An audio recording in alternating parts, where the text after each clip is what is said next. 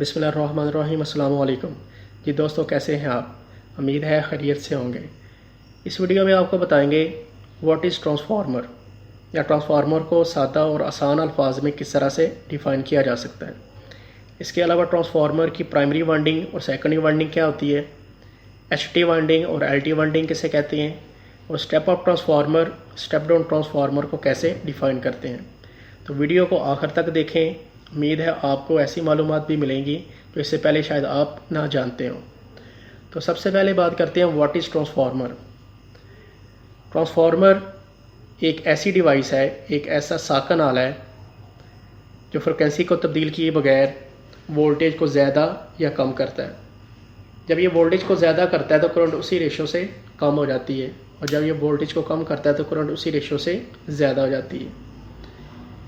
हम ये भी कह सकते हैं कि ट्रांसफार्मर एक ऐसा आला है जो फ्रिक्वेंसी को तब्दील किए बगैर इलेक्ट्रिक पावर को एक सर्किट से दूसरे सर्किट में मुंतकिल करता है।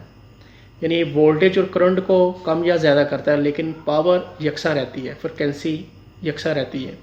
हम एक एग्जांपल लेते हैं कि एक ऐसा ट्रांसफार्मर जो 1000 वोल्टेज को स्टेप डाउन करके 100 वोल्टेज में तब्दील कर रहा है, यानी ये 10 गुना वोल्टेज को कम कर रहा है। तो डेफिनेशन के मुताबिक अगर इस साइड पे 2 एम्पेयर करंट है तो यहाँ पे 10 गुना वोल्टेज कम होने की वजह से इस साइड पे 10 गुना करंट ज़्यादा हो रही है।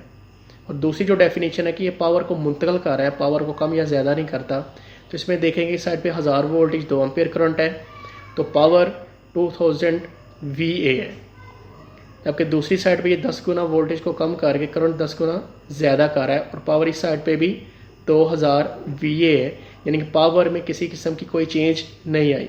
तो डेफिनेशन को दोबारा बता रहा हूँ कि ट्रांसफार्मर एक ऐसा साकन आला है जो फ्रिक्वेंसी को तब्दील किए बगैर वोल्टेज को ज़्यादा या कम करता है। जब हम ये बात करते हैं कि ये वोल्टेज को ज़्यादा या कम करता है तो ये लाजमी कहा जाता है कि जिस रेशो से वोल्टेज को ज़्यादा कर रहा है उसी रेशो से करंट को कम करेगा, और जिस रेशो से अगर वोल्टेज को वो कम करता है तो उसी रेशो से करंट को ज़्यादा कर देगा। यानी ये भी कह सकते हैं कि ऐसा आला है जो पावर को एक सर्किट से दूसरे सर्किट में मुंतकिल कर रहा है, और फ्रिक्वेंसी की मिकदार सारे प्रोसेस में यकसा रहती है। अब हम बात करते हैं प्राइमरी वाइंडिंग और सेकेंडरी वाइंडिंग। ट्रांसफार्मर की वो वाइंडिंग जिसे सप्लाई सोर्स के साथ जोड़ा जाता है उसे प्राइमरी वाइंडिंग कहते हैं, और जहाँ से आउटपुट वोल्टेज लेते हैं या जिसके ऊपर लोड डाला जाता है उसको सेकेंडरी वाइंडिंग कहते हैं।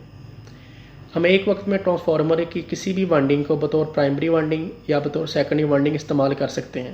यानी कि एक ही ट्रांसफार्मर को as a step up transformer या as a step down transformer इस्तेमाल किया जा सकता है, लेकिन इसके लिए ज़रूरी है कि हमें ट्रांसफार्मर की दोनों वाइंडिंग्स की वोल्टेज रेटिंग का पता हो।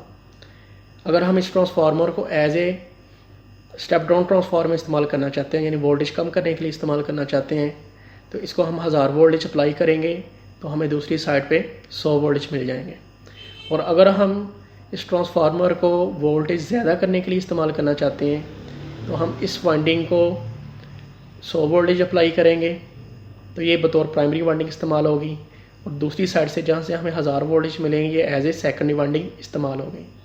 यानी कि एक वक्त में ट्रांसफार्मर की किसी भी वाइंडिंग को बतौर प्राइमरी वाइंडिंग और बतौर सेकेंडरी इस्तेमाल किया जा सकता है। इसके बाद एचटी वाइंडिंग और एलटी वाइंडिंग क्या होती है। अब इसमें आप देखें कि ट्रांसफार्मर की ये वाली वाइंडिंग 1000 वोल्टेज के लिए डिज़ाइन है, ट्रांसफार्मर की दूसरी वाइंडिंग 100 वोल्टेज के लिए डिज़ाइन है। यानी एक वाइंडिंग में हाई वोल्टेज इंड्यूस हो रहे हैं जबकि दूसरी वाइंडिंग में कंपैरेटिवली लो वोल्टेज इंड्यूस हो रहे हैं। तो ट्रांसफार्मर की वो वाइंडिंग जिसे हाई वोल्टेज के लिए डिज़ाइन किया गया हो या जिसमें हाई वोल्टेज इंड्यूस होती हैं उसको एचटी वाइंडिंग कहते हैं, और ट्रांसफार्मर की वो वाइंडिंग जिसे कम वोल्टेज के लिए डिज़ाइन किया गया हो या जिसमें कम वोल्टेज इंड्यूस होती हैं उसको लो टेंशन वाइंडिंग कहते हैं। तो H T means high tension winding, इसको एच वी यानी हाई वोल्टेज वाइंडिंग भी कहते हैं, और L T means low tension winding या एल बी वाइंडिंग जिसको लो वोल्टेज वाइंडिंग भी कहा जा सकता है। इसके बाद बात होती है स्टेप अप ट्रांसफार्मर।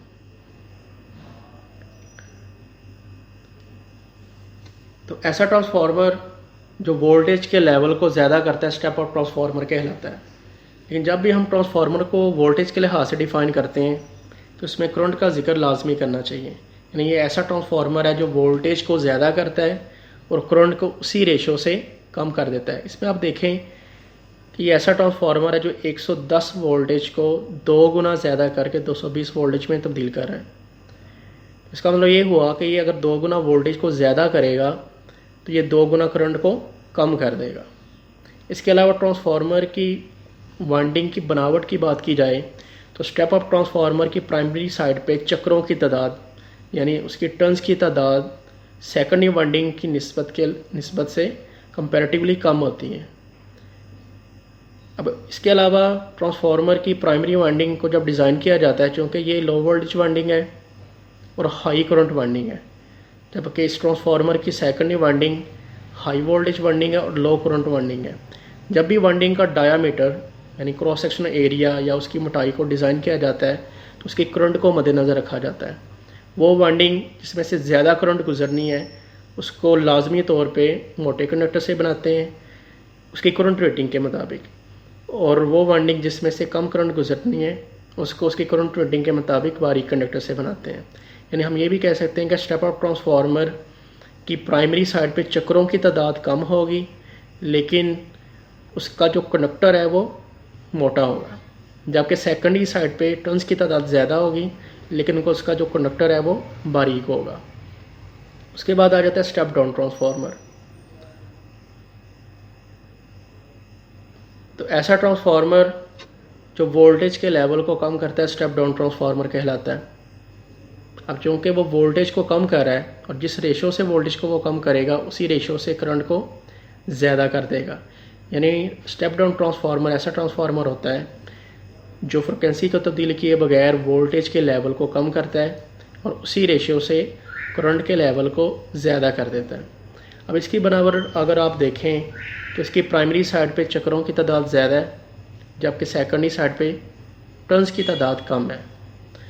यानी हम ये भी कह सकते हैं कि ट्रांसफार्मर में इंड्यूस होने वाले सेकेंडरी वोल्टेज का इन्हासार सेकेंडरी साइड की नंबर ऑफ टर्न्स पे होता है। जैसे आपने देखा कि स्टेप अप ट्रांसफार्मर में सेकेंडरी साइड पे टर्न्स की तादाद ज़्यादा है तो वोल्टेज ज़्यादा हो रहे हैं, जबकि स्टेप डाउन ट्रांसफार्मर में सेकेंडरी वाइंडिंग में टर्न्स की तादाद कम है और वोल्टेज कम हो रहे हैं।